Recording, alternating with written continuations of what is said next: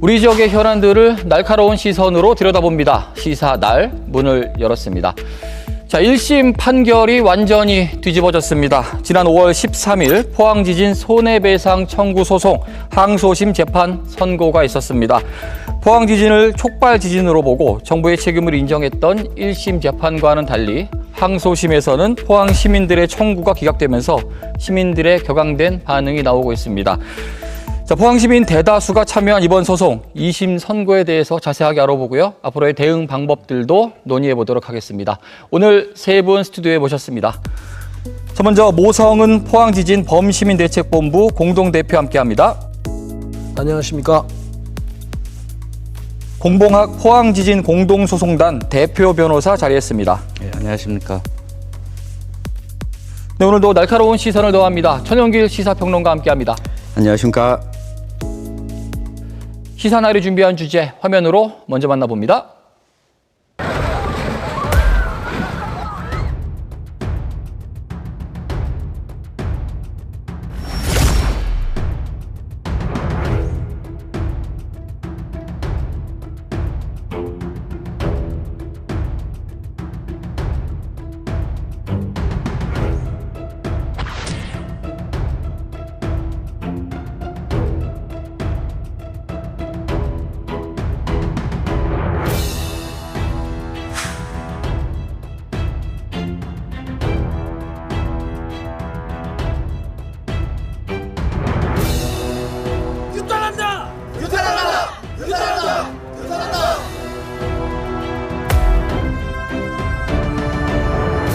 먼저 대표님부터요. 한마디로 말도 안 되는 판결이었습니다.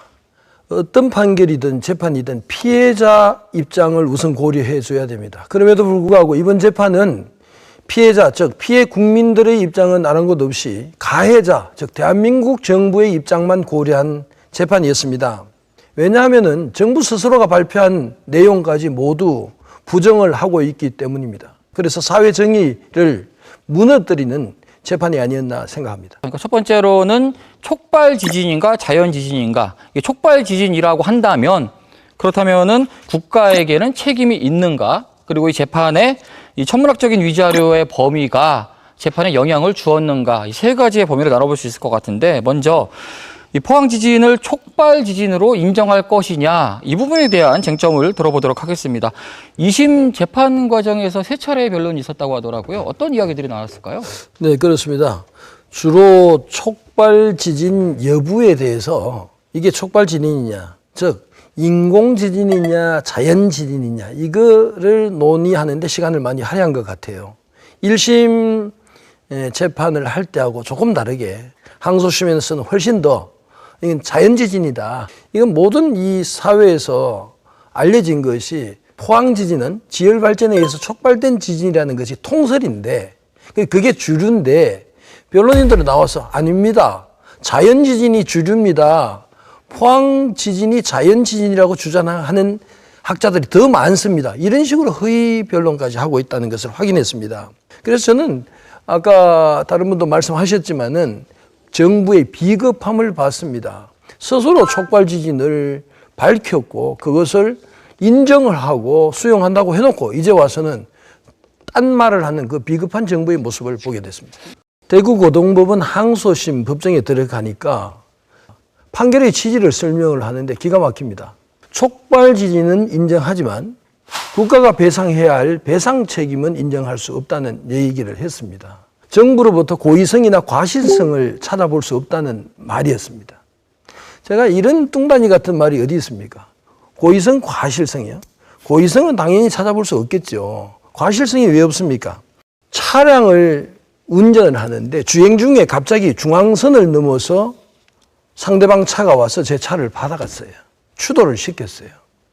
그렇다고 저에게 완전히 저는 무죄합니까? 그렇지 않습니다. 사고를 당해본 분은 다 알 겁니다. 전방 주시 의무를 태만히 한 나머지 회피할 수 있었는데도 불구하고 회피하지 못했다는 이유로 과실의 일부를 중앙선이 넘어온 차에게 추돌당한 내가 그 과실을 갖는 정도 수준이 개인에게 요구하는 책무입니다. 주의 의무 태만이라는 겁니다. 그런데 심지어 이거는요, 대한민국 최고의 전문가들이 모여있는 집단입니다. 공무원도 그렇고 이 관계기관들도 그렇습니다. 이런 전문가들에게는 훨씬 더 깊고 높은 책임이 주어지는 겁니다. 깊고 높은 주의 의무가 생기는 거죠. 그런데 과실성이 없다. 말이 되지 않은 겁니다. 지열발전 사업에 있어서 과실은 넘치도록 많습니다. 2017년 4월 13일 날 물을 주입한 걸 3차 물주입이라 합니다. 이래서 대규모, 규모 3.1의 지진이 발생했어요. 다들 놀랐죠. 3.1이면은 굉장한 규모의 지진입니다. 그래서 화들짝 놀라서 신호등 체계에 의해서 물 중지를 했어요. 중단! 이렇게 됐습니다. 그만큼 큰 지진이 났는데, 그런데 왜 다시 시작합니까? 왜 다시 물을 넣냐고요? 그 엄청난 지진이 났는데, 이게 과실이 아닙니까? 몰랐다고요? 그거 어떻게 모릅니까? 고의성이라는 것도 사실은 좀 더 보면은 정부의 고의성이 있다고 저는 생각합니다. 좀 더 엄밀하게 얘기하면 미필적 고의라는 단어가 있는데요. 베란다에서 벽돌을 밖으로 보지 않고 던진다. 이거는 살인 미수죄에 해당합니다. 만약 지나가다가 맞으면 죽기 때문에 그렇죠. 고의로 해서 그 사람을 맞추려고 던진 건 아니지만 일반인이라면은 내 벽돌을 밖으로 던졌을 때 맞으면 죽는다는 생각은 다 아는 사실이거든요. 그걸 미필적 고의라 해서 살인죄에 해당되는 겁니다. 그게. 그런데 훨씬 더 3.1보다 더 큰 지진이 일어날 것이라고 경고가 여러 차례 있었고 본인들도 다 놀라서 화들짝 놀라서 물주입을 정지시켜 놓고 왜 그걸 다시 또 우리가 실험실에 개구리입니까? 포항 시민들이 실험용 개구리입니까? 그걸 어떻게 다시 물을 주입할 수 있습니까? 이게 과실이 아니고 뭐가 되겠습니까? 이게 고의가 아니고 뭐가 되겠습니까? 그런데 이런 것들을 다 무시한 것이 2심 판결문의 요지입니다. 그래서 법리의 오해가 심각하고 사실 오인이 심각하다는 말을 제가 드리는 겁니다. 자, 마지막 쟁점, 위자료, 손해배상금에 대한 이야기입니다. 이번 소송이 역대 최대 규모죠. 이게 1심 판결의 내용으로 비추어 보면 1조 5천억 원 정도 되는 배상금이 나오게 되는데요. 그래서 일각에서는 정부의 부담이 굉장히 커서 이 부담감이 재판에 영향이 되지 않을까 걱정하는 목소리도 있었습니다. 이 위자료에 대한 정부 부담감, 대표님께서는 어떻게 보고 계실까요? 그게 어떻게 부담이 됩니까? 1년 한 해 대한민국 정부 예산이 약 한 670조 정도 됩니다. 거기에 비하면 우리 포항시민이 다 받아도 1조 5천억인데 450분지 1이에요. 450분지 1. 그리고 대한민국 정부가 수행하고 있는 예산 사업들이 사업 한 건당 10조가 넘는 게 굉장히 많습니다. 그런데 포항시민 50만 명이 이렇게 피해를 입었는데 그게 예산에 부담을 준다? 이거 말도 안 되는 소리죠. 피고 변호인들은 이 위자료가 부담이 된다고 늘 얘기하면서 왜 부담이 되는지, 얼마나 부담이 되는지, 또 이 위자료가 많다고 얘기하면서 얼마나 많은지, 어떤 것과 비교했을 때 많은지를 얘기를 전혀 하지 않았습니다. 자, 제가 한번 해보겠습니다. 세월호 사건 예시를 들고 싶지 않습니다만은 세월호 사건 때 생존한 사람들이 있지 않습니까? 2시간, 1시간, 정확하게 얘기하면 1시간 40분 배 위에 있다가 내렸던 학생들, 교직원들입니다. 위자료 얼마 줬는지 압니까? 1심, 2심 다 고등법원까지 1인당 8,200만 원씩 줬습니다.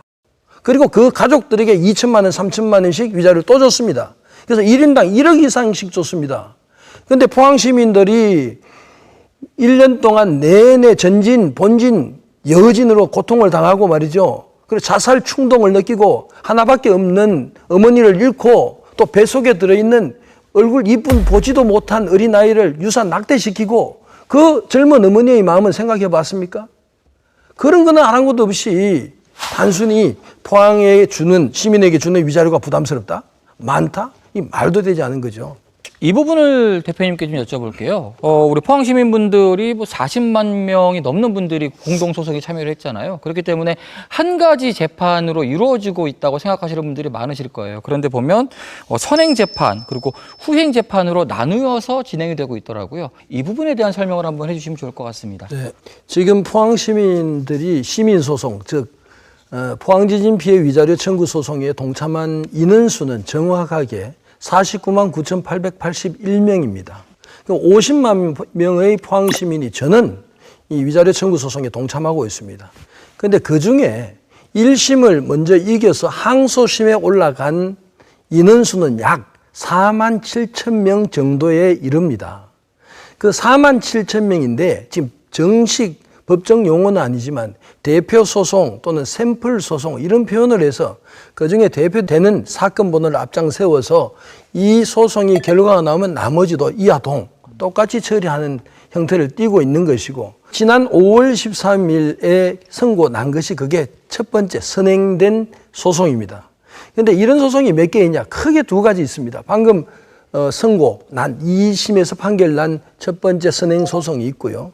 두 번째 선행 소송이 또 있습니다. 그때 이제 제가 원고를 하고 있는 건데 계속해서 연결돼서 소송을 재판이 진행되고 있습니다. 그 차이는 피고를 대한민국 정부 하나만으로 지정한 것이 바로 지난 5월 13일 날 선고 판결 난 선행되는 대표 소송이었습니다. 그리고 저와 함께 하는 것은 대한민국 정부 외에도 포스코 등의 피고를 상대로 재판을 하고 있습니다. 그거 역시 첫 번째로 이제 소송에서 이긴 게 바로 저니까 그 소송을 벌일 수가 없어서 후행 재판으로 해놨습니다. 다만 걱정스러운 것은 일반적으로 선행 소송의 결과에 따라서 후행 소송의 좌우와 결말이 정립이 됩니다. 그런데 저희들은 아주 강력하게 주장하려고 합니다. 이 피고가 엄연히 다르다. 대한민국 정부와 민간기업과는 완전히 다른 피고다. 따라서 이 재판은 계속해서 속행해야 된다 하면서 선행재판에서 비롯된 문제를 가지고 저희들 후행재판에 많은 법리 자료들을 쌓으려고 합니다. 지금으로서는 그 방법이 가장 우선적으로 고민해야 될 문제인 것 같습니다. 결국에는 우리 오시마 포항 시민분들은 어떻게든 승소하기를 바라고 계실 텐데요. 승소를 하기 위해서 어떤 것들이 좀 필요할지에 대한 의견을 좀 나눠보면 좋을 것 같아요. 대표님 어떤 의견이 있으실까요? 네. 상고심은 대법원을 상고심이라 하죠. 상고심은 1심, 2심과 다릅니다. 법률, 법리 심리를 하는 곳입니다. 그래서 이때는 원심 판결에 대한 아주 치밀한 분석이 필요할 것 같아요. 그 분석 후에 법리적 오해 부분이 무엇이 있었는지 명확하게 지적하고 논리적으로 설명한 것이 필요할 것 같습니다. 두 번째는 판결문의 이유가 상호 서로 모순된 것이 없는지를 찾아내는 겁니다. 이게 제가 봐도 몇 가지가 모순이 있었습니다. 이런 것들을 제대로 논리적으로 설명하면 좋을 것 같습니다. 여기서 한 가지 덧붙이겠습니다. 처음부터 줄곧 말씀드렸지만 이 재판은 정치 재판으로 규정합니다. 특히 저희 포항지진 범시민대책본부 시민단체는 분명히 정치 재판으로 규정을 하고 있습니다. 이 정치 재판에 임함에 있어서 법리 논쟁, 법리의 오해, 모순을 찾아내는 것으로 승부를 한다. 이게 다가 아닌 것 같습니다. 무엇보다도 포항 지역의 대동단결이 필요하고 50만 포항 시민들이 모두 나서서 힘을 실어줘야 될 것 같습니다. 소송 결과를 기다리는 시민들 입장에서는 지루하기 이를 데 없을 겁니다. 지진이 난 지 벌써 7년 7개월이 흘렀어요. 그리고 소송을 시작한 지는 6년 6개월이 흘렀습니다. 그런데 지치면 안 됩니다. 이거는요, 돈 문제가 아닙니다. 위자료의 문제가 아닙니다. 포항 시민의 자존심 문제입니다. 그리고 포항의 정신의 문제입니다. 정치 재판이자 사회 정의를 추락시키는 사건이었습니다. 이 사건, 이 재판 분명히 이길 수 있다고 저는 봅니다. 시민 여러분 동참해 주십시오. 부탁드립니다. 자, 포항 시민 대다수가 참여한 소송입니다. 대다수 포항 시민들의 의지가 모여 있다는 의미이기도 하겠죠. 앞으로 진행될 과정에 우리 시민분들 함께해 주시기 바랍니다. 오늘 시사날은 여기까지입니다. 함께해 주신 여러분 고맙습니다.